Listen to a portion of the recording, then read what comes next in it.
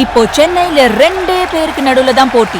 ஒன்னு இஎம்ஐ, இன்னொன்னு rent. Porur, Kattupakkam. Rented ஹவுஸ்னா உங்க ரெண்ட், அவங்க அசர்ட். ஓன் ஹவுஸ்னா உங்க இஎம்ஐ, உங்க assert. For bookings call 8682089820.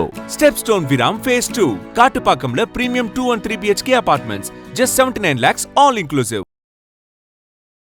Tamil Nadu அமைச்சரவையிலேருந்து ஒரு 4 பேரை திரு விஜய் அவர்கள் இப்போ நீக்க போகிறதா சொல்லப்படுது. அவர் மேலே பல்வேறு புகார்கள் சொல்லப்பட்டுச்சு. குறிப்பாக சவுக்கு சங்கர் அவர்கள் கூட பார்த்தீங்கன்னா இவர் இந்த பணிமாறுதல், விசி அப்பாயின்மெண்ட் இதுக்கெல்லாம் பணம் வாங்குறாரு அப்படின்ற மாதிரி விஷயத்தை குறிப்பிட்டு பேசியிருந்தாரு. முதலமைச்சருக்கு உளவுத்துறை வாயிலாக, அப்புறம் தலைமைச் செயலாளர், அதாவது இவங்க 2 பேர், இவங்க 3 பேர் சம்மந்தப்பட்டு ரொம்ப ஒரு சீக்ரெட்டான ஒரு ஆப்ரேஷன் கையில் எடுத்துருக்கிறது தான் இதில் சொல்லப்படுது.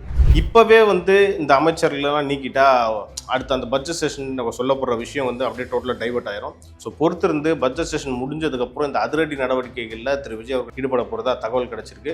முதலமைச்சர் விஜய் அவர்கள் பார்க்க தான் சைலண்டாக இருக்காரு, ஆனால் எதுவுமே கவனிக்கலன்ற மாதிரி நம்ம நினச்சிக்கோனா எல்லாமே கவனிச்சுக்கிட்டு தான் இருக்காரு அப்படின்ற மாதிரியான தகவல் நம்ம சோர்ஸ் மூலியமாக நமக்கு கிடைக்குது. அவர் எல்லாமே கவனிக்கிறார், அவர் எதுவுமே தெரியலன்னு நம்ம சொல்லவே முடியாது அப்படின்றது தான் உண்மை. ஒரு குழந்தைய உடம்பு சரியில்லைன்னா அவர் ஏன் ஐபிஎல் போட்டிக்கு கூப்பிட்டு போகிறீங்க? சமீபத்தில் கூட அண்ணன் திரு சீமான் அவர்கள் கூட இந்த கேள்வியை ஒரு கூட்டத்தில் எழுப்பியிருந்தார்.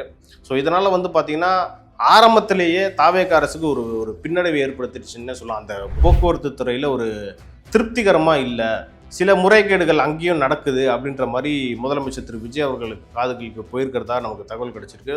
3 அமைச்சர்கள் புதுசாக அமைச்சரவையில் இடம்பெறவும் வாய்ப்பு இருக்குது அப்படின்ற மாதிரி சொல்லலாம். இவங்க 3 பேருமே ஒரு வேளை தாவேக்கால இணைஞ்சு அவங்களுக்கு சீட்டு கொடுத்து அவங்க ஜெயிச்சா அவங்க நாளைக்கு அமைச்சரவையில் இடம்பெறவும் வாய்ப்பு இருக்குது அப்படின்ற மாதிரி சொல்லப்படுது.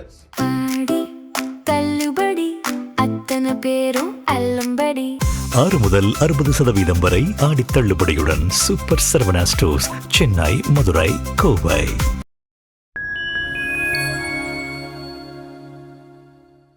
ஃபைன் டைம் நேயர்களுக்கு வணக்கம். தமிழ்நாடு அரசியல் நாளுக்கு நாள் பரபரப்பாயிட்டே போகுது. அந்த பரபரப்பை மேலே ஏற்றுற மாதிரி ஒரு தகவல் இன்னைக்கு வெளியாயிருக்கு. என்னென்னு பார்த்தீங்கன்னா, இன்றைக்கி நியூஸ் பேப்பரில் கூட அந்த செய்தி வந்திருக்கு. தமிழ்நாடு அமைச்சரவையிலேருந்து ஒரு 4 பேரை திரு விஜய் அவர்கள் இப்போ நீக்க போகிறதா சொல்லப்படுது. அதுதான் இந்த செய்தித்தாள்லையும் குறிப்பிட்டிருக்காங்க.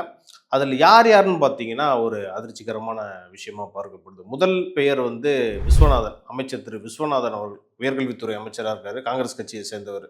அவர் மேலே பல்வேறு புகார்கள் சொல்லப்பட்டுச்சு. குறிப்பாக சவுக்கு சங்கர் அவர்கள் கூட பார்த்தீங்கன்னா இவர் இந்த பணிமாறுதல், விசி அப்பாயின்மெண்ட் இதுக்கெல்லாம் பணம் வாங்குறாரு அப்படின்ற மாதிரி விஷயத்தை குறிப்பிட்டு பேசியிருந்தார்.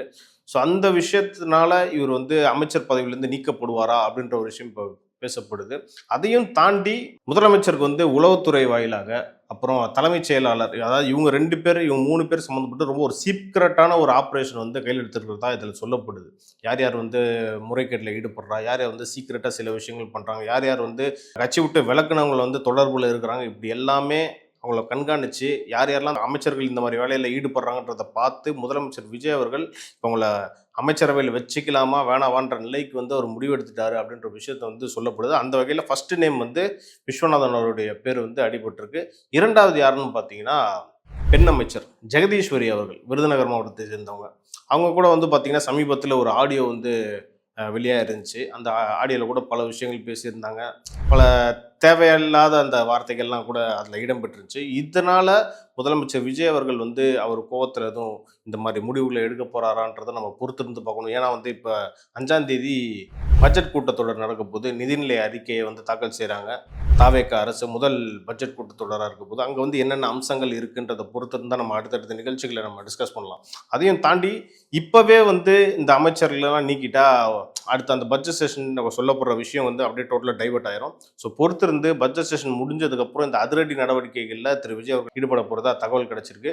நம்ம ஏற்கனவே சொன்ன மாதிரி இப்போ விஸ்வநாதன் மற்றும் ஜெகதீஸ்வரி அவர்கள் இந்த பேரில் அவங்களுடைய இடம்பெற்றிருக்காங்க இந்த அமைச்சரவையிலேருந்து நீக்க போகிற அந்த பேர் லிஸ்ட்டில்.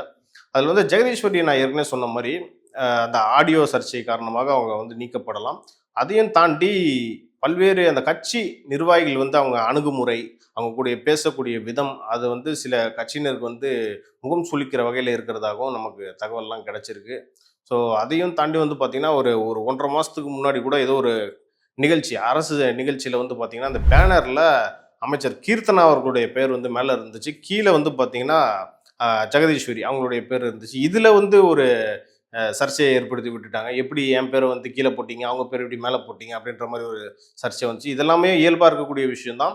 இதுக்கெல்லாமே வந்து முதலமைச்சர் விஜய் அவர்கள் வந்து பார்க்க தான் சைலண்ட்டாக இருக்காரு, ஆனால் எதுவுமே கவனிக்கலன்ற மாதிரி நம்ம நினச்சிக்க வேணாம். எல்லாமே கவனிச்சுக்கிட்டு தான் இருக்காரு அப்படின்ற மாதிரியான தகவல் வந்து நம்ம சோர்ஸ் மூலிமா நமக்கும் கிடைக்குது. அவர் எல்லாமே கவனிக்கிறார், அவர் எதுவுமே தெரியலன்னு நம்ம சொல்லவே முடியாது அப்படின்றது தான் உண்மை. இப்போ விஸ்வநாதன் ஜெகதீஸ்வரியை தாண்டி வேற யார் இந்த அமைச்சரவை நீக்குதல் லிஸ்ட்டில் யார் இருக்கான்னு பார்த்தீங்கன்னா அமைச்சர் சரத்குமார்.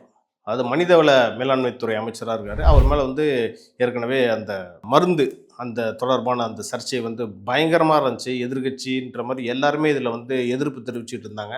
அதாவது எப்படி ஒரு குழந்தைய வந்து உடம்பு சரியில்லைன்னா அவர் ஏன் வந்து ஐபிஎல் போட்டிக்கு கூப்பிட்டு போகிறீங்க? சமீபத்தில் கூட அண்ணன் திரு சீமான் அவர்கள் கூட இந்த கேள்வியை ஒரு கூட்டத்தில் எழுப்பியிருந்தார். ஸோ இதனால் வந்து பார்த்திங்கன்னா ஆரம்பத்திலேயே தாவேக அரசுக்கு ஒரு பின்னடைவை ஏற்படுத்திடுச்சுன்னு சொல்லலாம். அந்த குற்றச்சாட்டு வந்து உண்மையா பொய்யான்றது ரெண்டாவது பட்சம். ஆரம்ப கட்டத்திலேயே அமைச்சர் சரத்குமார் மேலே இந்த ஒரு அலிகேஷன் வந்ததுனால இது ஒரு பின்னடைவாகவே பார்க்கப்படுது. மக்கள் மத்தியிலையும் இது வந்து ஒரு பேசு பொருளாக இருக்கிறதுனால ஓகே இவரை வந்து நம்ம கேபினெட்டில் வச்சுக்கலாமா வேணாவான்ற நிலைக்கு வந்து முதலமைச்சர் திரு விஜய் அவர்கள் இப்போ யோசிச்சுட்டு இருக்கிறதா நமக்கு தகவல் கிடைச்சிருக்கு. நான்காவதாக யார் இருக்கான்னு பார்த்தீங்கன்னா போக்குவரத்துறை அமைச்சர் பார்த்திபன் அவர்கள், தமிழன் விஜய் பார்த்திபன் இவர் தான் இருக்காரு. இவருடைய செயல்பாடுகளும் வந்து பார்த்தீங்கன்னா போக்குவரத்து துறையில் ஒரு திருப்திகரமாக இல்லை, சில முறைகேடுகள் அங்கேயும் நடக்குது அப்படின்ற மாதிரி முதலமைச்சர் திரு விஜய் அவர்களுக்கு காதுகளுக்கு போயிருக்கிறதா நமக்கு தகவல் கிடைச்சிருக்கு. ஸோ முதற்கட்டமாக இந்த 4 அமைச்சர்கள் பட்ஜெட் செஷன் முடிஞ்சதுக்கு அப்புறமே கேபினெட்லேருந்து நீக்கப்படுவாங்க அப்படின்ற மாதிரி ஆன தகவல் இப்போ வந்திருக்கு. ஸோ நம்மளும் இதை எதிர்பார்க்கலான்ற மாதிரி தான் தோணுது. அடுத்தபடியாக 3 அமைச்சர்கள் வந்து அந்த இலாக்கா மாற்றம் நடக்கக்கூடிய வாய்ப்பு இருக்குன்னு சொல்கிறாங்க. அதில் யார் முதல் பேர் யாருன்னு பார்த்தீங்கன்னா அமைச்சர் செல்வி கீர்த்தனா அவர்கள். அவங்க வந்து பார்த்தீங்கன்னா இப்போ தொழில்துறை அமைச்சராக இருக்காங்க. பல்வேறு முதலீடை கூட வந்து இப்போ வெளிநாட்டுகள்லேருந்து இப்போ தமிழ்நாட்டுக்கு கொண்டு வந்திருக்கிறதாகவும் நமக்கு தகவல் கிடைச்சிருக்கு. இருந்தாலும் இவங்களுடைய அந்த செயல்பாடுகள் வந்து திருப்திகரமாக இல்லை அப்படின்ற மாதிரி முதலமைச்சர் திரு விஜய் அவர்கள் சென்றிருக்கிறதா நமக்கு சோர்ஸ் மூலியமா தகவல் கிடைச்சிருக்கு. ஸோ இவங்களுக்கு இண்டஸ்ட்ரீஸுக்கு பதிலாக வேற ஏதாவது ஒரு துறை வந்து ஒதுக்கப்படலாம்னு நம்ம சொல்லப்படுது. அதே மாதிரி அமைச்சர் திருமதி கமலி அவர்கள், அவங்க வந்து இப்போ கால்நடை பராமரிப்பு துறை அமைச்சராக இருக்காங்க. இவங்களுக்கும் வந்து வேற ஏதாவது துறை ஒதுக்கப்படலான்ற மாதிரி தகவல் கிடைச்சிருக்கு. அதே மாதிரி அடுத்தபடியாக யாருன்னு பார்த்தீங்கன்னா ராஜேஷ்குமார், அமைச்சர் திரு ராஜேஷ்குமார் அவர்கள் காங்கிரஸ் கட்சியை சேர்ந்தவர். அவர் வந்து இப்போ சுற்றுலாத்துறை அமைச்சராக இருக்காரு.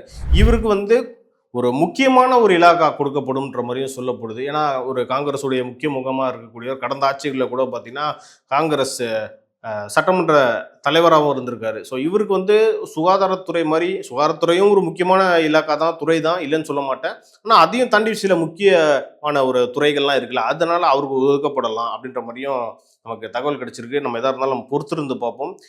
இந்த ரெண்டுத்தையும் தாண்டி 3 அமைச்சர்கள் வந்து புதுசாக அமைச்சரவையில் இடம்பெறவும் வாய்ப்பு இருக்குது அப்படின்ற மாதிரி சொல்லாங்க. இது ரெண்டுமே இதுக்கு முன்னாடி நான் சொன்ன 2 விஷயமே என்னன்னு பார்த்தீங்கன்னா ஒரு அட்மினிஸ்ட்ரேட்டிவ் சம்பந்தமான விஷயம். இது வந்து பியூர்லி பாலிடிக்ஸ். இந்த 3 பேர் யார் யாருன்னு பார்த்தீங்கன்னா, ஒன்று புதுக்கோட்டை விராலிமலை விஜயபாஸ்கர், முன்னாள் அமைச்சராக இருந்திருக்கார், முன்னாள் சுகாதாரத்துறை அமைச்சராக இருந்தார், சமீபத்தில் அதிமுகலேருந்து தாவேக்கால இணைஞ்சார். அதே மாதிரி கரூர் விஜயபாஸ்கர், அவரும் வந்து பார்த்தீங்கன்னா அதிமுக ஆட்சி காலத்தில் போக்குவரத்துறை அமைச்சராகவும் இருந்திருக்காரு. 3ஆவதாக இருக்கவங்க யாருன்னு பார்த்தீங்கன்னா சமீபத்தில் தாவேக்கால இணைஞ்ச மதுராந்தகத்துடைய சட்டமன்ற உறுப்பினராக இருந்த மரகதம் குமரவேல். இவங்க 3 பேருமே வந்து பார்த்தீங்கன்னா இடைத்தேர்தலுக்கு அப்புறம் இவங்க 3 பேருமே ஒருவேளை தாவேக்கால இணைஞ்சு அவங்களுக்கு வந்து சீட்டு கொடுத்து அவங்க ஜெயிச்சா அவங்க வந்து நாளைக்கு வந்து அமைச்சரவையில் இடம்பெறவும் வாய்ப்பு இருக்குது அப்படின்ற மாதிரி சொல்லப்படுது. நம்ம எதாக இருந்தாலுமே நம்ம பொறுத்திருந்து பார்க்கணும். இன்னும் வந்து எலெக்ஷன் கமிஷன் வந்து இந்த நமக்கு நடைபெறக்கூடிய அந்த இடைத்தேர்தலுக்கான டேட்ஸை வந்து இன்னும் ஃபிக்ஸ் பண்ணவே இல்லை, அதுக்கான நோட்டிஃபிகேஷனும் வெளியிடலை. ஆனால் இந்த 3 பேரும் வந்து நாளைக்கு ஜெயிச்சிட்டாங்கன்னா கண்டிப்பாக தாவேக்கா அரசில் ஒரு முக்கியமான ஒரு அமைச்சராக இருப்பாங்கன்ற மாதிரி நமக்கான சோர்ஸ் மூலிமா நமக்கு தகவல் கிடைச்சிருக்கு. எதாக இருந்தாலும் நம்ம பொறுத்திருந்து பார்ப்போம். யார் யாருக்கெல்லாம் கொடுப்பாங்க, யார் யாருக்கெல்லாம் கொடுக்க மாட்டாங்க. இதுக்கப்புறம் முதலமைச்சர் திரு விஜய் அவர்கள் மனசு மாதிரி வேற யாருக்காவது கொடுக்க போறாரா அப்படின்ற மாதிரி நம்ம பொறுத்திருந்து பார்ப்போம். நமக்கு தகவல் கிடைச்சா கண்டிப்பாக இந்த நிகழ்ச்சி மூலிமா உங்களுக்கு நான் சொல்கிறேன். அது வரைக்கும் பொறுத்திருந்து பார்ப்போம். வணக்கம்.